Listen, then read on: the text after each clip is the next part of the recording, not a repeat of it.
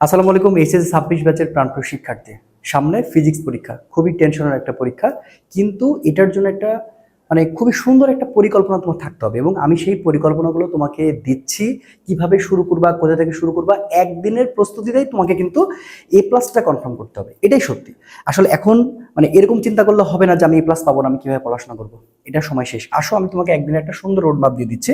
আমরা সর্বপ্রথম ফিজিক্সকে 3টা ভাগে ভাগ করবো, এবং এই 3টা সার্ভিসে তুমি আমার থেকে ফ্রি পাচ্ছ। আমি আবার বলছি, এই 3টা সার্ভিসে তুমি আমার থেকে ফ্রি পাচ্ছ। দেখো, আমাদের ফিজিক্সের প্রিপারেশনের প্রস্তুতি আমাদের প্রস্তুতিটা কেমন হবে, জ্ঞানমূলক এবং অনুধাবনমূলক, এইটা হবে একটা। কেন? কারণ তুমি খেয়াল করে দেখো যে তোমার হচ্ছে যে 5টা প্রশ্ন লেখা লাগবে, এবং 5টা প্রশ্ন কিন্তু 3 মার্ক করে আছে। তাহলে কত মার্ক পাচ্ছি আমরা? 15 মার্ক। এই 15 মার্ক আমরা কোনোভাবে কম্প্রোমাইজ করতে পারবো না বা করবো না। এখন প্রশ্ন, ভাই এই ক খ আমরা কি করব? কখের জন্য আমি আসি ইনশাল্লাহ, একটু পরেই আমি কখের জন্য একটা সেরা পিডিএফ তোমাদের সাথে শেয়ার করে দিচ্ছি। ওইটা জাস্ট পড়াশোনা করো, আর অন্য কিছু পড়তে হবে না। এবার আসো টাইপ গ ঘ। এখন আসো টাইপ গ ঘ। আমার বুদ্ধিটা যে ফিজিক্সে যদি আমি A+ পেতে চাই, কারণ এখানে কিন্তু একটা ইস্যু আছে। ইস্যুটা কি? অভিন্ন প্রশ্ন কঠিন হলে হয়ে যেতে পারে। তো আমরা এখানে বুদ্ধি করে আগাবো। এখন দেখো, সবার আগে তোমার একটা তোমাকে চুজ করতে হবে তুমি কোন কোন চ্যাপ্টারগুলো সিলেক্ট করবা। তার আগে আমি তোমাকে একটা হিসাব দেখাই। সাপোজ 5টা প্রশ্ন আমরা 3 মার্ক করে, এই 15 মার্ক কিন্তু আমরা পাবো, এবং 15 মার্ক পাওয়া পসিবল।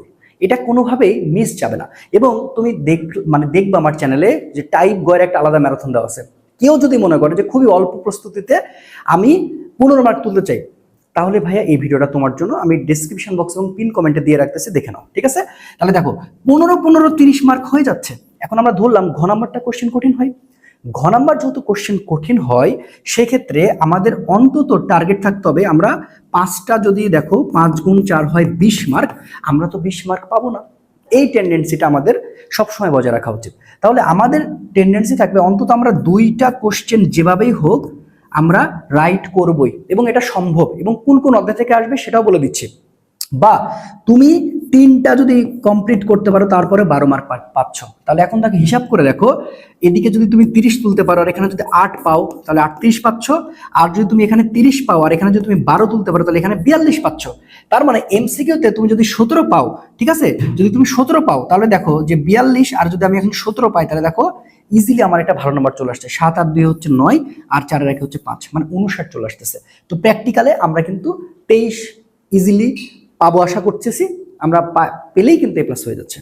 তাহলে এটা গেল আমাদের একটা প্ল্যান। ঠিক আছে? তাহলে আমরা মাথা ঠান্ডা করে এবার আসো কোন কোন চ্যাপ্টার পড়বো, যে চ্যাপ্টার আসলে আমাদেরকে এইভাবে আমাদের A+ কনফার্ম করে দিবে। আসো, আমি তোমাকে টপিকগুলো আগে বলে দিচ্ছি, খুবই সুন্দর করে দেখো।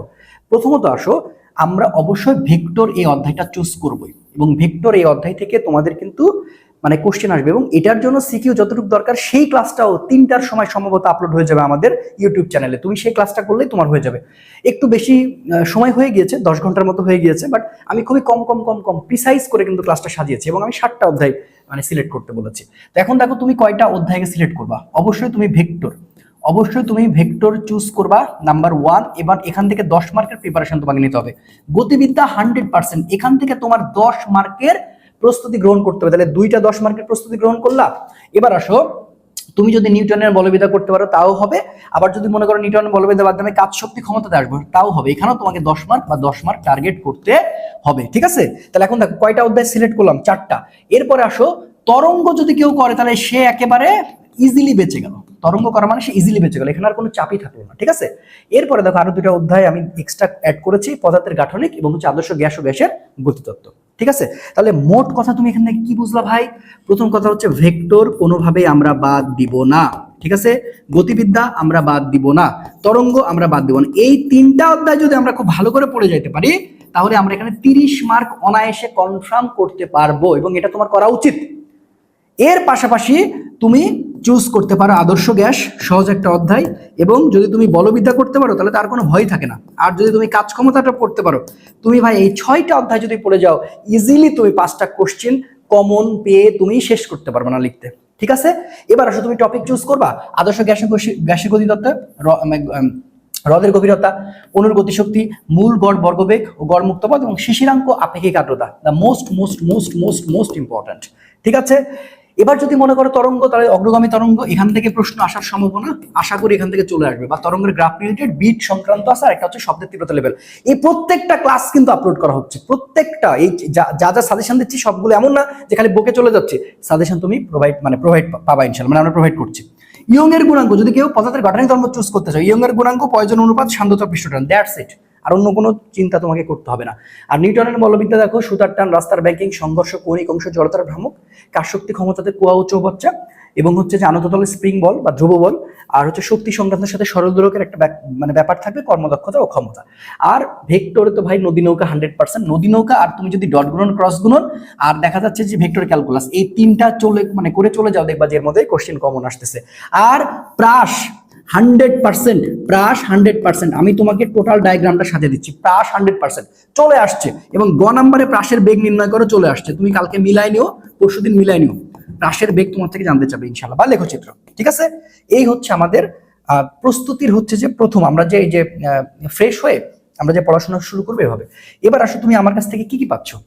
দেখো, অলরেডি চ্যানেলে আপলোড হয়ে গেছে এমসিকিউ, এবং এই এমসিকিউ ক্লাসটা এত সুন্দর করে সাজানো আছে, চাপাবাজির কোনো ক্লাস না যে 25-25 নিশ্চিত হবে, 25-25-এর প্রস্তুতি নিশ্চিত হবে, কিন্তু 25-এ তুমি 25 পাবে না, কিন্তু তুমি যদি ভালো করে পড়তে পারো ইনশাল্লাহ 17 থেকে 18 তুমি অনায়াসে কমন পাবা। ওইভাবে ক্লাসটা সাজানো হয়েছে, কারণ প্রত্যেকটা ধারা মেনটেন করে।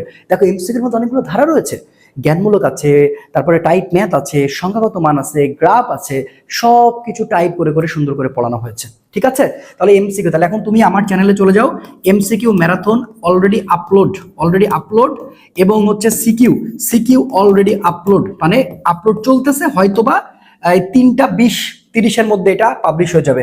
এরপরে জ্ঞানমূলক অনুধাবন চলে আসতেছে পিডিএফ সহকারে, এগুলো সব ফ্রি। ঠিক আছে, কোনো ভয় নেই, তোমার পাশে ছিলাম, আছি, থাকবো, এবং এই ফুল সাপোর্টটা আমরা দিব। তাহলে একদিনের প্রস্তুতিতে আমরা ঠিক এইভাবে ইনশাআল্লাহ আমরা A+ নিশ্চিত করতে পারবো।